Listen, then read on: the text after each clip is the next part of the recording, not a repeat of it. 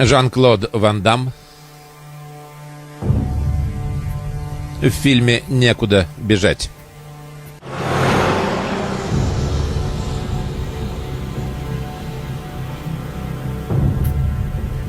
Сюжет Джо Эстерхаз и Ричард Маркан.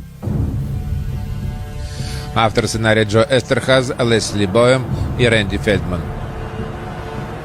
Продюсеры Крейг Баумгартен и Гарри Эдельсон. Режиссер Роберт Харман.